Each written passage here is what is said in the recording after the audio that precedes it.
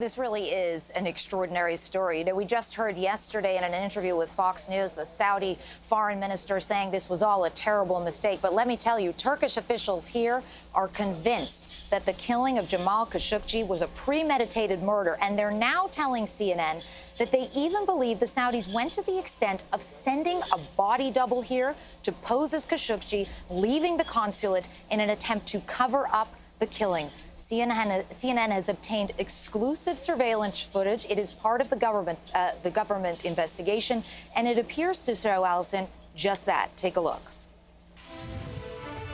At first glance, this man could almost pass for Jamal Khashoggi, and that's the idea. These are the last known images of Khashoggi alive, moments before he entered the Saudi consulate.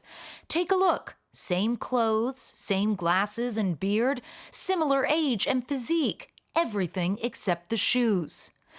But a senior Turkish official tells CNN that the man on the left is a body double, one of 15 Saudi operatives sent to kill Khashoggi and then cover it up.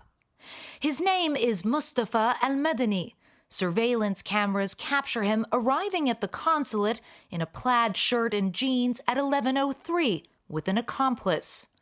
2 hours later, Khashoggi arrives. He was killed inside shortly afterwards. While Khashoggi's fiancée waited in front of the consulate, we're told al-Madani came out through this back exit. Disturbingly, he appears to have been wearing the actual clothing of the murdered journalist. The intent, Turkish investigators say, was to perpetuate the lie that Jamal Khashoggi left the consulate unharmed. The apparent double and his companion take a taxi to Sultanahmet Mosque.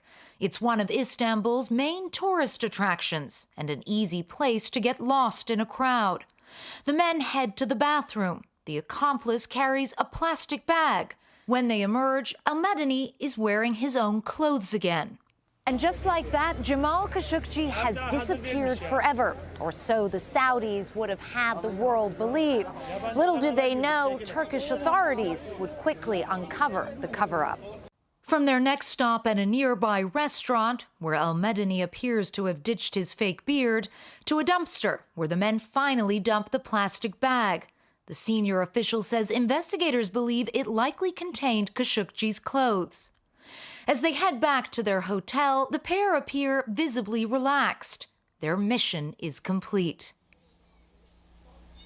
Of course, the question everyone is asking themselves is, if the Saudis went to so much trouble to set up this decoy, why didn't they release the footage at the very beginning? The answer, our Turkish official posits, may be that they understood quite quickly that Turkish authorities were already onto them and that nobody was going to buy that story. And just a couple of other updates for you guys, John and Allison.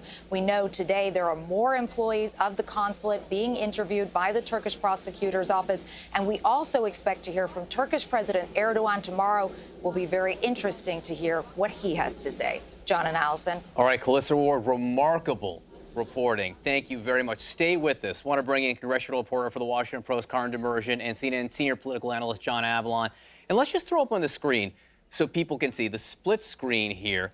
They brought in a body double. One of the 15 people. They brought in a body double, and then it appears they dressed him in Khashoggi's clothes to fool the world. John, Saudi Arabia for 3 weeks has been trying to fool the world here, and now they're trying to have us believe a version of events where it was a fistfight all gone bad. This is just remarkable visual proof of the extent to which they went. And remember, up until very recently, the United States and the Trump administration was willing to parrot those statements. That's exactly right. And look, I mean, the fact that this is so clearly premeditated, that they put out the body double, didn't change the shoes, didn't change the hair, but apparently had him wear Khashoggi's own clothing, speaks to the absurdity of the argument they put out on Friday. This was a fist fight gone wrong.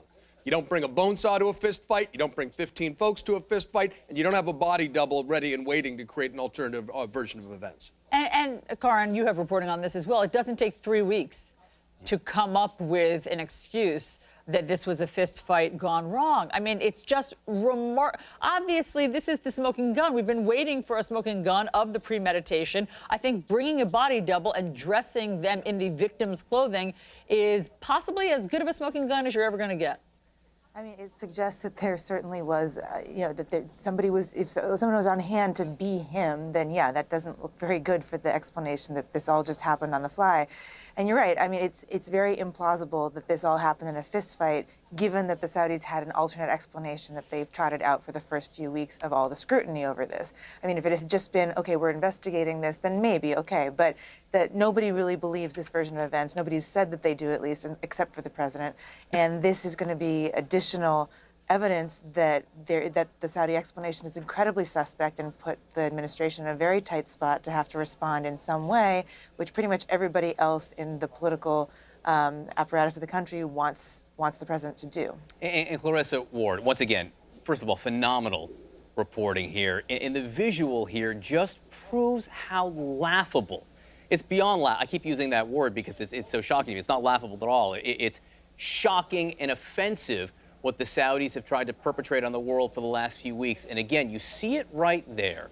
That man on the right, dressed as Jamal Khashoggi, leaving the consulate after we now know Khashoggi was killed, and they knew that Khashoggi was killed at that point. Let me play you what the Saudi foreign minister is now saying, because we have yet another wave of the Saudis trying to spin this as something maybe not as damning as it so obviously is. Listen. The individuals who did this outside the scope of their authority. There obviously was a tremendous mistake made, and what compounded the mistake was the attempt to try to cover up. That is unacceptable in any government. These things unfortunately happen. We want to make sure that those who are responsible are punished, and we want to make sure that we have procedures in place that prevent it from happening again. All right, so the Saudi foreign minister there is saying there was a cover-up, but he's denying any role in it, that the government had any role, even though the body double was one of the 15 people sent in, and the bone saw was part of that group as well.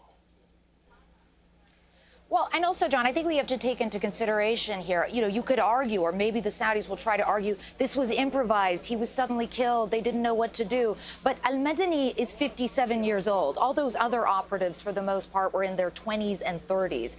He's the same height, the same build, doesn't have the same hairstyle. The interesting thing, you pointed out that the shoes were different. Well, that's one thing that you can't just pretend, right? You can't just squeeze in to somebody else's shoes. If the shoes don't fit, the shoes don't fit. So he obviously had to go with his own pair of shoes. But quite clearly, bringing in a 57-year-old who, broadly speaking, matches the physical description of the person that you are attempting to either interrogate, render, kill, depending on what their version of events is on any given day, this would indicate very strongly that this was premeditated. And that is what is making Turkish officials here angry. That is what they want to hear the Saudis step up to the plate and take some responsibility for. It could be, John, it could be that the attempt was to rendition him back to Saudi Arabia, and then they would deny it, and that the body double would try to sort of provide some kind of plausible deniability if that was their story. But as I said before, Turkish officials here telling CNN they have no doubt this was premeditated murder.